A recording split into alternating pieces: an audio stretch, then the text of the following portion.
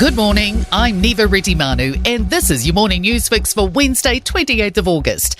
In this update, a desire for more certainty on the future around New Zealand's infrastructure industry. Minister Chris Bishop's likely to outline details of the new standalone infrastructure agency today at the Building Nations conference. He'll reveal the government's 30-year national infrastructure plan alongside information about the agency.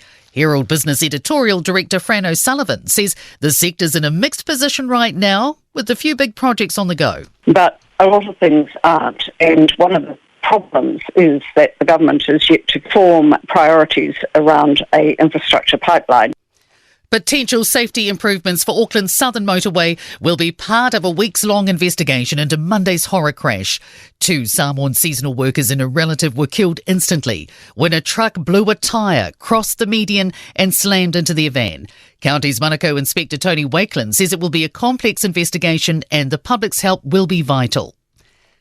The Mental Health and Wellbeing Commission's released a report showing how funding from the 2019 wellbeing budget has been spent. It shows 92% of the $1.9 billion has been spent or committed. And there's around $163 million that is unspent. Almost $62 million was set aside for capital works. Chief Executive Karen Osborne says they know there's a high degree of public interest in the funding, so they wanted to make that information available. $1.1 billion went to health, that's 57%, and $800 million went to other government agencies. It's good news for the construction sector as costs stabilise to pre-COVID times.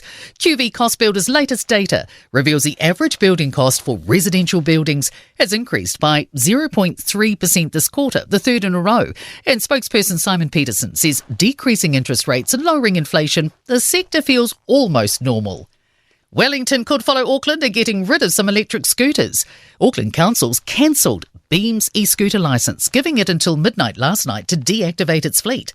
Ethan Manera reports. The council claims the firm's deploying too many scooters and concealed it by providing misleading data. Beam has apologised and says it's appointing an independent external auditor to examine the issue. A whistleblower's also alleged 100 excess scooters were put on Wellington streets against council rules. A Wellington City Council spokesperson says it's investigating the issue and considering its options. The Free Speech Unions chimed into a debate over a controversial leaflet that sparked a war of words in the capital. Postal workers are refusing to deliver a flyer by council critics Better Wellington. The posties say it spreads harmful misinformation, including claims the council's approving the Islamic call to prayer to be broadcast from mosques around the city. But NZ Post says it's not up to staff to be censors, and the Free Speech Union agrees. In sport now, Loch Eben Etzebeth is expected to miss the Springboks All Blacks test on Sunday morning at Ellis Park. Peter Steph Toy and Rua Nokia are set to start in the second row. 8 Black Caps have registered for Sunday's Big Bash T20 cricket draft in Australia.